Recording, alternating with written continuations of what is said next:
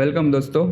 આજે ક્રિયોના સ્ટુડિયો પોડકાસ્ટમાં આપનું હાર્દિક સ્વાગત છે. આજે આપણી સાથે છે હરેશભાઈ કુંજડિયા, હેરી ઇન્સ્યોરન્સ એન્ડ ઇન્વેસ્ટમેન્ટ. તો આજે હરેશભાઈ પાસેથી એનો ઇન્ટ્રો જાણીશું.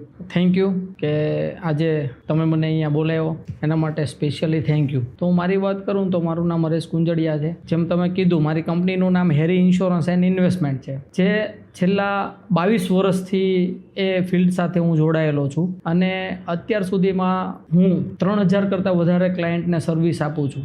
અને નિયર બાય 100 કરોડ કરતાં વધારે ઇન્સ્યોરન્સ એયુમને હું સર્વિસ આપી રહ્યો છું અત્યારે. ઓકે, હવે આપણે આપણા પોડકાસ્ટની શરૂઆત અમુક ક્વેશ્ચનથી કરશું, જે હાલમાં જનરલ પબ્લિકને કંઈક ને કંઈક ક્વેશ્ચનો રહેતા હોય છે કે ભાઈ ઇન્સ્યોરન્સ એટલે શું, ઇન્વેસ્ટમેન્ટ એટલે શું.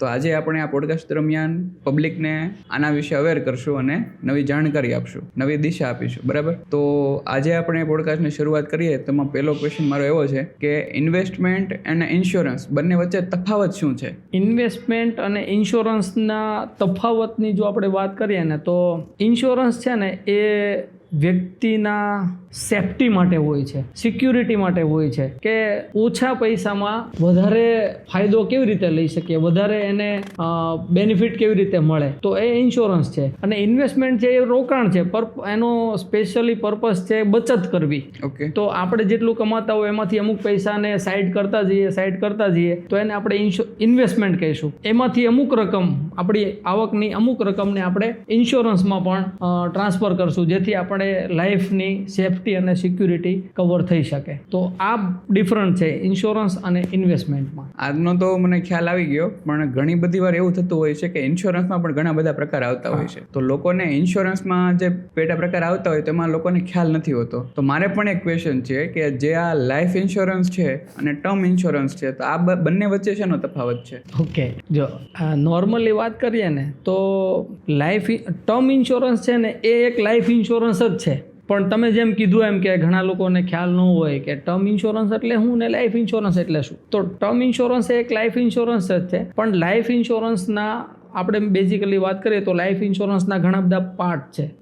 એમાંનો એક પાર્ટ છે ટર્મ ઇન્સ્યોરન્સ, પછી એક એન્ડોમેન્ટ પોલિસી આવે, ટર્મ પોલિસી આવે, એન્ડોમેન્ટ પોલિસી આવે, મની બેક પોલિસી આવે, પેન્શન પોલિસી આવે. એવી અલગ અલગ લાઈફ ઇન્સ્યોરન્સના અલગ અલગ પાર્ટ છે. એમાંનો એક પાર્ટ છે ટર્મ ઇન્સ્યોરન્સ. ટર્મ ઇન્સ્યોરન્સમાં બેઝિકલી કેવું હોય કે ઓછા પ્રીમિયમમાં, ઓછા રોકાણમાં તમને મોટો ઇન્સ્યોરન્સ કવર કરીને આપે, એને ટર્મ ઇન્સ્યોરન્સ કહેવાય.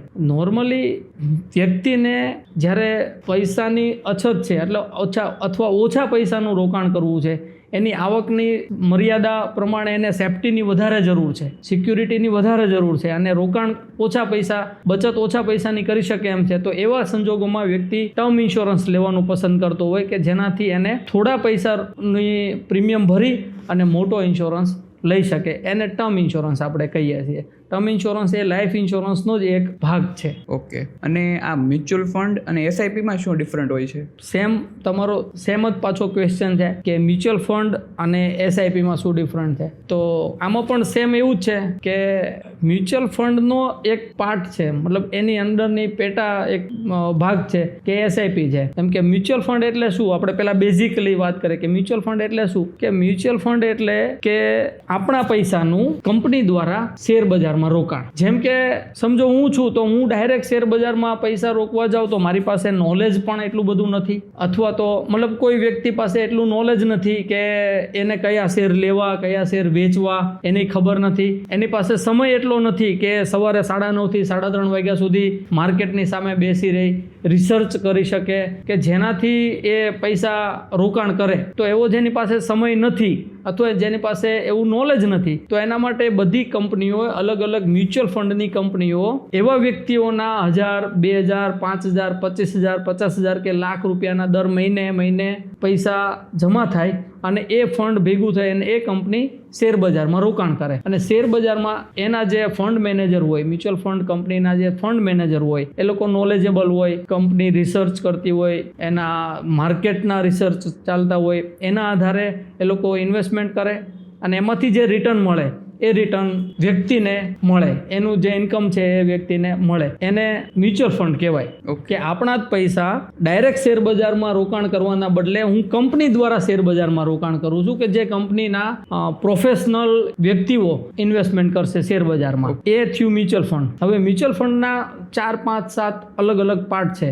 એમાંના જે આપણે જાણીતા હોય એવા 1-2 પાર્ટની વાત કરીએ તો એક છે એસઆઈપી, જે તમે પ્રશ્ન પૂછો. તો મ્યુચ્યુઅલ ફંડનો એક પાર્ટ છે એસઆઈપી અને એક પાર્ટ છે લમસમ. એસઆઈપી એટલે દર મહિને તમારા ખાતામાંથી 5,000, 25,000, 50,000, 1,000 જેવી જેની ગણતરી, જેવું જેનું ઇન્વેસ્ટમેન્ટનો ક્રાઇટેરિયા, એ પ્રમાણે દર મહિને પૈસા એના એકાઉન્ટમાંથી કપાશે અને મ્યુચ્યુઅલ ફંડમાં અથવા શેર બજારમાં રોકાણ થશે. એને કહેવાય એસઆઈપી, સિસ્ટમેટિક ઇન્વેસ્ટમેન્ટ પ્લાન, એને એસઆઈપી કહેવાય. સેકન્ડ પાર્ટ છે લમસમ, કે કોઈ વ્યક્તિ એમ કે મારી પાસે દર મહિને નથી પણ હું એક સાથે પૈસા આપું, તો મારી પાસે એક સાથે ઇન્વેસ્ટમેન્ટ કરવા માટે લાખ, 5 લાખ, 10 લાખ, 25 લાખ રૂપિયા છે, એ મારે મ્યુચ્યુઅલ ફંડમાં રોકાણ કરવું છે, તો એ લમસમ રોકાણ થયું ને એક એસઆઈપી એટલે મંથલી રોકાણ થયું. ઓકે, બીજો મારો એક ક્વેશ્ચન હતો કે જે એસઆઈપી છે એ રિસ્કી છે કે કેમ? ઓકે, આ અઘરો સવાલ છે. અઘરો સવાલ એટલા માટે કે મેં હમણાં જ વાત કરી કે એસઆઈપીમાં કેવું હોય કે પૈસા આપણા ક્યાં રોકાય છે?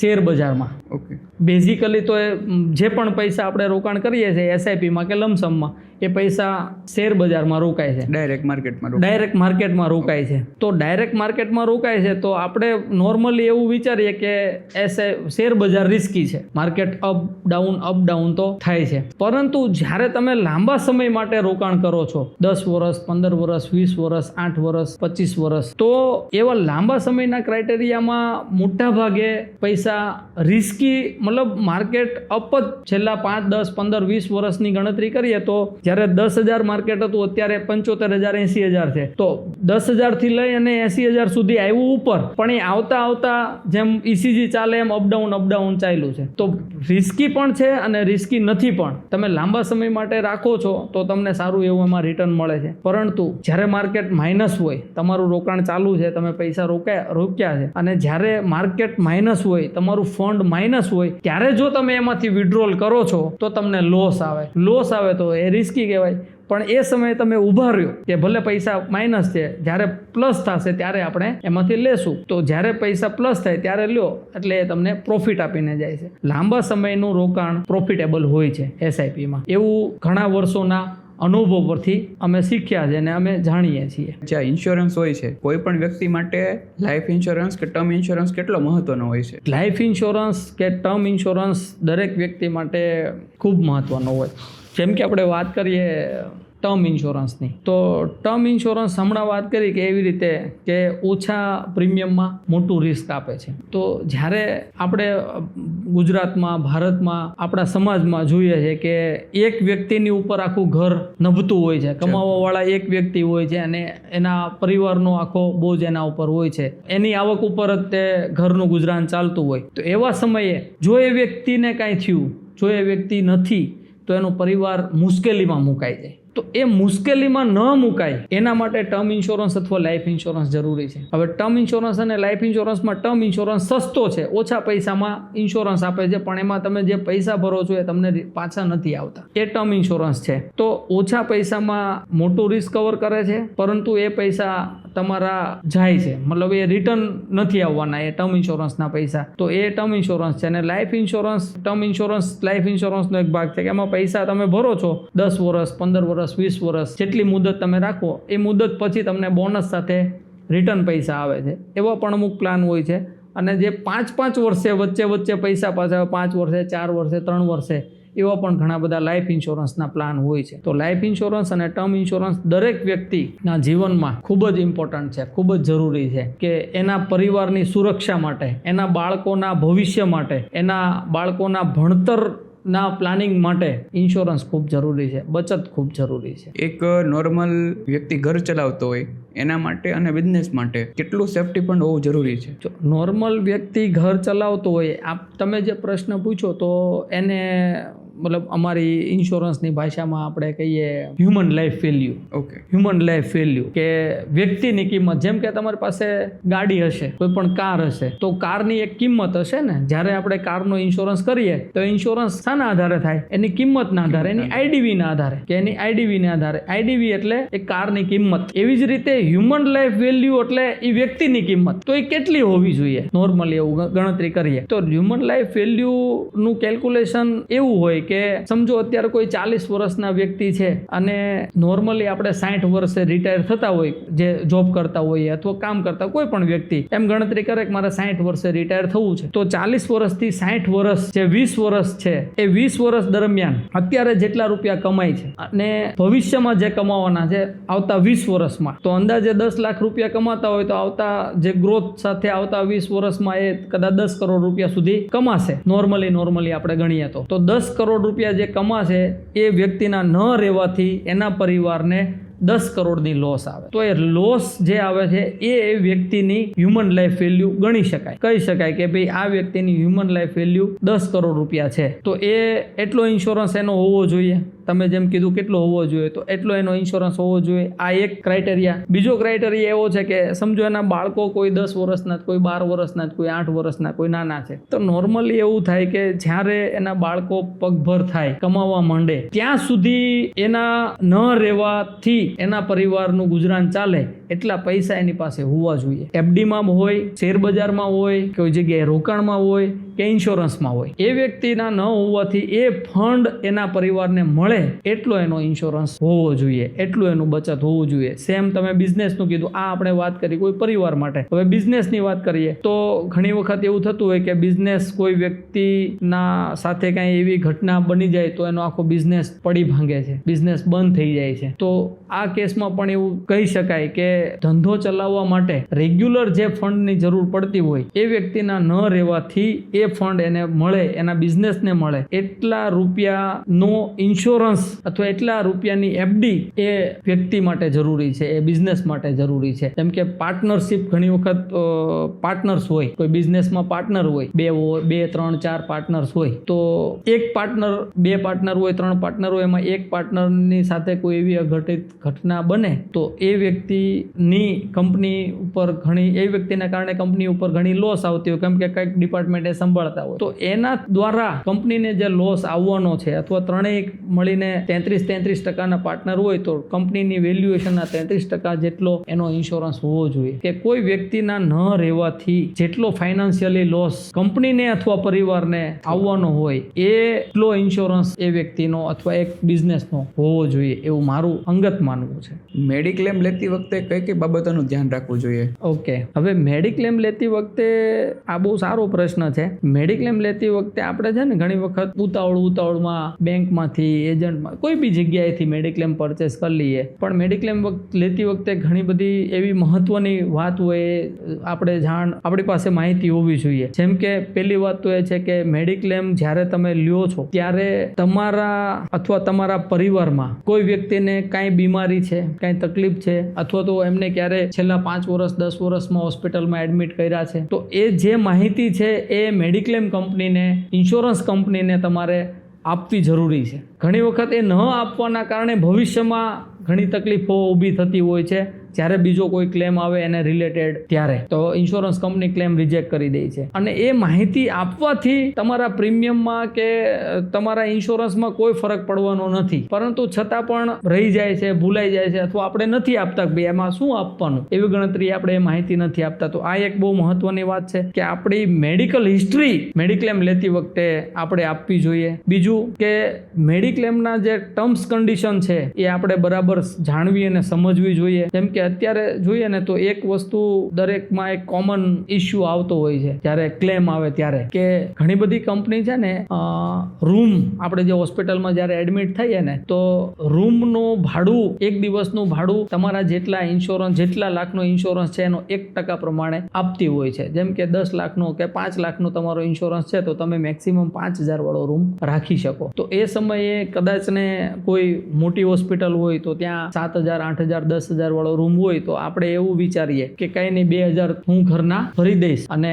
ક્લેમ મારો પાસ થઈ જશે. તો એ સમયે છે ને મેડિક્લેમ ઇન્સ્યોરન્સ કંપની એના ક્લેમ તમે જેટલા ટકા મોંઘો રૂમ રાખો છો એટલા ટકાના હોસ્પિટલ બિલ પ્રમાણે તમારો ક્લેમ કપાય છે. કારણ કે દરેક હોસ્પિટલના હવે રૂમ પ્રમાણે પેકેજ ફિક્સ છે કે તમે 5000 વાળો રૂમ રાખો તો એનું બિલ અલગ બનતું હોય છે, 7000 વાળાનું અલગ હોય છે, એના ચાર્જીસ અલગ હોય છે, 10000 વાળાના ચાર્જીસ અલગ હોય છે. જેના કારણે આ એક નાની એમથી સમજણના લીધે ક્લેમના પૈસા ઘણા બધા કપાઈ જતા હોય છે જ્યારે ક્લેમ આવે ત્યારે. તો એ પણ એક જાણવાની જરૂર છે કે કઈ ટર્મ કન્ડિશન વાળો મારો ક્લેમ છે અને હોસ્પિટલમાં દાખલ થયા પહેલા, દાખલ થયા પછી કેટલા દિવસનો મને રિએમ્બર્સમેન્ટ ક્લેમ આવવાનો છે, કેશલેસ હોસ્પિટલ કેટલી છે, કઈ હોસ્પિટલ કેશલેસ છે, આટલી આવી ઘણી બધી નાની નાની વસ્તુઓનું આપણે ધ્યાન રાખવું જોઈએ. એમાં સૌથી મહત્વનું છે મારી મેડિકલ હિસ્ટ્રી, મારા પરિવારની મેડિકલ હિસ્ટ્રી મારે ઇન્સ્યોરન્સ કંપનીને જણાવવી ખૂબ જરૂરી છે. નોર્મલ કોઈ પણ વ્યક્તિ એઝ અ જોબ પર્સન છે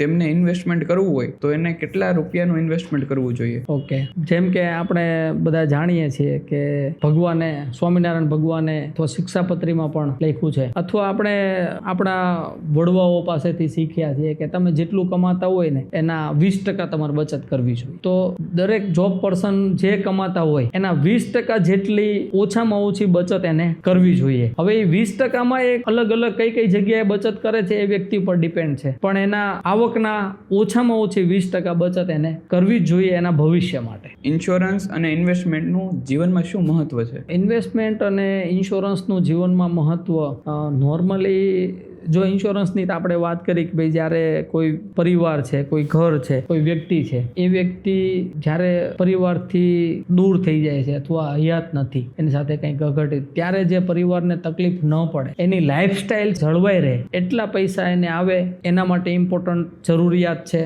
લાઈફ ઇન્સ્યોરન્સ. હવે ઇન્વેસ્ટમેન્ટની વાત કરીએ તો હજુ આપણે છે ને નોર્મલી એટલા સિરિયસ નથી થયા કે આપણની પાછળની લાઈફમાં શું થશે. અત્યારે આપણે બધા બિઝી ક્યાં છીએ કે અત્યારે શું છે, અત્યારે મારે ક્યાં પૈસા વાપરવા છે, અત્યારે હું ગાડી લઈ લઉં, અત્યારે હું મકાન લઈ લઉં, અત્યારે હું આ ખરીદી કરી લઉં, આ કરું. પરંતુ આ બધું કરતા સાથે સાથે જ્યારે મારા હાથ પગ નહીં ચાલે, જ્યારે મારી પાસે કોઈ કમાવાના સોર્સ નહીં હોય, જ્યારે મારી ઉંમર થઈ જશે, ત્યારે મારી પાસે પૈસા નહીં હોય તો શું થશે એ હજી આપણે એટલા સિરિયસ નથી થયા એ વિચારવા માટે. બરાબર. તો એ વિચારવું દરેક વ્યક્તિના જીવનમાં ખૂબ જ જરૂરી છે કે આજથી 15 વર્ષ પછી, 20 વર્ષ પછી, 25 વર્ષ પછી જ્યારે મારી પાસે બિઝનેસ નહીં હોય અથવા તો હું બિઝનેસમાં નહીં હોય, બાળકો સંભાળતા હશે અથવા હું જોબ હશે તો હું રિટાયર થઈ ગયો હશે, કામ નહીં કરતો હોય, ત્યારે મારી પાસે જો પૈસા નહીં હોય તો પાછળની મારી જે લાઈફ છે એ અત્યંત મુશ્કેલ જશે. આપણે બધા જોઈએ જ છે કે આજે કાલે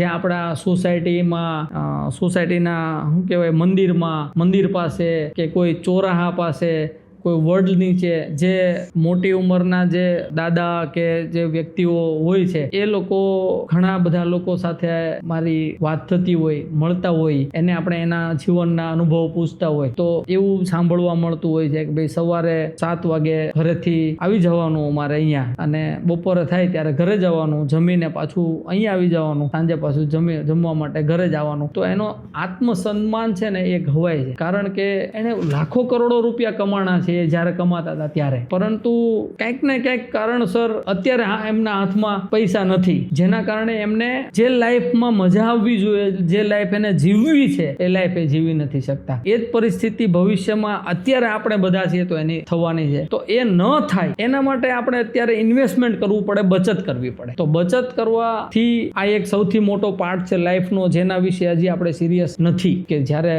75, 60માં વર્ષે રિટાયર થશું ત્યારે હજુ 2 વર્ષ 3 વર્ષ કમાશું. 60, 65 થી લઈને 70, 75, 80, 85 જેટલા વર્ષ આપણે જીવશું ત્યાં સુધી પૈસા ક્યાંથી કાઢશું? બરાબર. હવે અત્યારે છે ને ફેમિલી, ન્યુક્લિયર ફેમિલી થઈ ગયા. તમે જુઓ છો જેનજી કે એ લોકોને કોઈની સાથે રહેવું જ નથી, એને એકલા રહેવું છે, બધાને એકલા રહેવું વધારે પસંદ છે. તો આપણે એવું વિચારતા હોય કે આપણે જેમ આપણા બાપ દાદા, આપણા વડવાઓ એકબીજાની સાથે રહીને થઈ ગયું બધાનું જીવન સારી રીતે પસાર થયું, હવે પછીની ફ્યુચર છે ને એમાં અને પાસ્ટમાં થોડોક ડિફરન્ટ છે કે પહેલાં જોઈન્ટ ફેમિલી બધાને પસંદ હતું. હવે જોઈન્ટ ફેમિલીમાં લોકો નથી રહેતા, પસંદ નથી કરતા. અથવા અત્યારે ટ્રેન્ડ જેમ આપણે જોઈએ છે કે વિદેશ જવાનો ટ્રેન્ડ છે. હા. તો બાળકો અત્યારે મોટા ભાગે વિદેશમાં અથવા બીજા સિટીમાં અથવા બીજા રાજ્યમાં સેટલ થાય છે. તો એ સમયે આપણી પાસે બાળકો પણ આપણી સાથે નહીં રહેતા હોય, તો આપણે એકલા જીવન પસાર કરવાનું હોય, તો એકલા જીવન પસાર કરવા માટે પૈસા પણ જરૂરી છે. તો પૈસા ક્યાંથી આવશે? જો આજે આપણે એ બચત કરેલા હશે એ પૈસા ત્યારે આપણી પાસે કામ લાગવાના છે. તો આ એક ઇન્વેસ્ટમેન્ટનો એક ભાગ છે, પેન્શનનું માટે ઇન્વેસ્ટમેન્ટ. તો એના પર પણ આપણે સિરિયસલી રોકાણ અને બચત કરવાની જરૂર છે કે જે આપણની પાછળની લાઈફમાં કામ લાગે. બીજું છે, બાળકો નાના હોય તો બાળકોના ભણતર માટે અત્યારે તમે જુઓ છો કે એજ્યુકેશન કેટલું મોંઘું થઈ ગયું છે. બાળ મંદિરથી લઈ સિનિયર કેજી, જુનિયર કેજીના 20, 25, 50 લાખ રૂપિયા ફીસ છે. તો જે 10મું ધોરણ, 12મું ધોરણ, કોલેજમાં એના લાખો ને કરોડો રૂપિયાની એની ફી ભરવાની થશે. મેડિકલમાં એ જ્યારે જશે, એને ડૉક્ટર થવું હશે ત્યારે લાખો કરોડો રૂપિયા એની કોલેજની ફી આવશે. વિદેશ ભણવા જવું હશે ત્યારે એને કરોડો રૂપિયા એના ફી ભરવાના થશે. તો અત્યારથી જો આપણે બચત કરેલી હશે, ઇન્વેસ્ટમેન્ટ કરેલું હશે, તો એ 10 વર્ષ 15 વર્ષ પછી જ્યારે બાળક એ પરિસ્થિતિમાં આવશે કે એને હવે વિદેશ ભણવા જવું છે, તો હાયર એજ્યુકેશન માટે પૈસાની જરૂર છે, તો એ પૈસા ત્યારે કામ લાગશે. જો તમારે છે ને પૈસા તો ભરવાના જ છે, એ સમયે તમે લોન લેશો, જ્યારે એને ભણવા માટે જરૂર છે ત્યારે તમે લોન લઈને પાછળ ઈએમઆઈ ભરશો, બર્ડન કરશો. લોન અથવા હપ્તો ઈએમઆઈ એ બર્ડન કરશે. એના કરતાં બેટર છે કે આપણે અત્યારથી જ બચત રૂપી ઈએમઆઈ કરીએ કે જેથી પાછળની લાઈફમાં આપણે ઈએમઆઈ ન ભરવા પડે. તો અત્યારથી એવી રીતે બી બચત કરી શકીએ. નોર્મલી એવું કહેવાય કે જ્યારે બાળક ફેલ થાય ને તો ચાલે, 10મા ધોરણની એક્ઝામમાં, 12મા ધોરણની એક્ઝામમાં અથવા કોલેજમાં, હાયર એજ્યુકેશનમાં બાળક જો પાસ થશે કે નાપાસ થશે તો ચાલશે. પણ બાળકને મેડિકલમાં એડમિશન મળે એમ છે ત્યારે જો મા બાપ ફેલ થશે ને તો એ બાળકને અને માતા પિતાને બહુ દુઃખદ અનુભવ હશે કે એ ભણી શકે એમ હતું પણ પૈસાના કારણે એ ડૉક્ટર ન થઈ શક્યા, પૈસાના કારણે એ આગળ ન ભણી શક્યા. આ બધી પરિસ્થિતિ ન આવે એના માટે આપણે ઇન્વેસ્ટમેન્ટ કરવું જરૂરી છે, રોકાણ કરવું જરૂરી છે, બચત કરવી જરૂરી છે. જેમ મેં તમને હમણાં પેન્શનની વાત કરી, તો જ્યારે આપણે એવું કહેવાય છે કે જ્યારે માથા ઉપર ચાંદી આવે ને ત્યારે તમારા ખિસ્સામાં સોનું હોવું જરૂરી છે. એટલે જ્યારે વાળ ધોળા, અત્યારે ભલે નાની ઉંમરમાં થઈ જતા પણ આપણે એમ ગણતરી કરીએ કે જ્યારે વાળ ધોળા થાય ને ત્યારે આપણા ખીચામાં પૈસા હોવા બહુ જરૂરી છે. તો આ બધા ક્રાઇટેરિયા, આ બધા કામ માટે, આ બધા ભવિષ્ય માટે આપણે અત્યારે બચત કરવી ખૂબ જરૂરી છે, રોકાણ કરવું જરૂરી છે, ઇન્વેસ્ટમેન્ટ કરવું જરૂરી છે. ઓકે, તમે હેરી ઇન્સ્યોરન્સ એન્ડ ઇન્વેસ્ટમેન્ટમાં આટલા વર્ષ આપ્યા અને આટલો અનુભવ લીધો, તો એ દરમિયાન તમે લોકોને શું સલાહ આપવા માંગો છો? હું છે ને છેલ્લા 22 વર્ષથી ફાઇનાન્સ સેક્ટરમાં જોડાયેલો છું. નોર્મલી જોતા હોઈએ ઘણા બધા પરિવાર સાથે, ઘણા બધા લોકોને મળતા હોય, ઘણા પરિવાર સાથે જોડાયેલા હોઈએ, તો દરેક વ્યક્તિએ હાલની પરિસ્થિતિમાં એક તો એનો લાઈફ ઇન્સ્યોરન્સ, ટર્મ ઇન્સ્યોરન્સ હોવો ખૂબ જરૂરી છે કે અત્યારે ભાગદોડવાળી જિંદગી છે, ક્યારે શું થાય ખબર નથી. લાખો ને હજારો લોકો એવા છે કે જે રાત્રે સૂતા પછી સવારે જાગતા નથી. તો એ બધી પરિસ્થિતિ માટે ટર્મ પ્લાન અથવા તો લાઈફ ઇન્સ્યોરન્સ જરૂરી છે દરેક વ્યક્તિના જીવનમાં. બીજું, અત્યારે જે મેડિકલ ફિલ્ડ જેટલું મોંઘું થયું છે, જેટલું એક વખત તમે હોસ્પિટલના દાદર ચડો તો 50,000, લાખ, 2 લાખથી આપણે નીચે નથી ઉતરી શકતા. મેડિકલ એટલું મોંઘું છે. તો એ પરિસ્થિતિ માટે દરેક વ્યક્તિનો મેડિક્લેમ હોવો ખૂબ જરૂરી છે. કારણ કે આપણે જોયું છે કે દવાખાનાના કારણે ઘણા બધા ઘર રઝળી જાય છે, જડી જાય છે, દેવું થઈ જાય છે, એની બચત બધી તૂટી જાય છે, માત્ર ને માત્ર એક મેડિક્લેમ ન હોવાના કારણે. ઘણા બધા લોકોના વર્ષોની જે બચત કરેલી હોય ને એ બચત એ દવાખાનામાં પૂરી થઈ જાય છે, ઘર વેચાઈ જાય છે. એના માટે મેડિક્લેમ ખૂબ જરૂરી છે. બીજું જે આપણે હમણાં વાત કરી કે પાછળનું ભવિષ્ય અથવા બાળકોનું ભવિષ્ય, એના લગ્ન, એનું ભણતર, એ બધા માટે થોડીક બચત જરૂરી છે. બચત પછી તમે LICમાં, લાઈફ ઇન્સ્યોરન્સમાં કરી શકો, મ્યુચ્યુઅલ ફંડમાં કરી શકો, મ્યુચ્યુઅલ ફંડની અંદર જે SIP છે એની અંદર કરી શકો, જ્યાં બી તમે ઈચ્છો ત્યાં બચત કરી શકો. પણ લાંબા સમયની બચત પણ જરૂરી છે.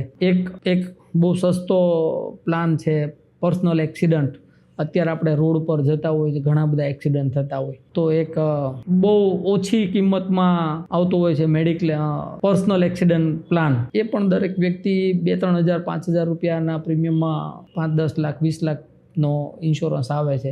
એ પણ બહુ જરૂરી છે. જેમ આપણે કારના ઇન્સ્યોરન્સ, ઘરના ઇન્સ્યોરન્સ સાથે આ mediclaim, term plan, SIP, personal accident policy આ દરેક વ્યક્તિની જરૂરી છે. એટલું હોવું અત્યારના સમય પ્રમાણે, જેમ આપણે કહેતા હતા રોટી, કપડાં ને મકાન સાથે હવે ચોથો ભાગ જરૂરી છે ઇન્સ્યોરન્સ. તમે આજના પોડકાસ્ટ દરમિયાન લોકોને ઘણી બધી ઇન્સ્યોરન્સ અને ઇન્વેસ્ટમેન્ટને લગતી માહિતી આપી, સલાહ સૂચન આપ્યા, એ બદલ તમારો ખૂબ ખૂબ આભાર. જો તમારે લોકોને કોઈને પણ ઇન્સ્યોરન્સ એન્ડ ઇન્વેસ્ટમેન્ટને લગતું કોઈ પણ કામકાજ હોય તો હેરી ઇન્સ્યોરન્સ એન્ડ ઇન્વેસ્ટમેન્ટનો ચોક્કસપણે કોન્ટેક્ટ કરી શકો છો.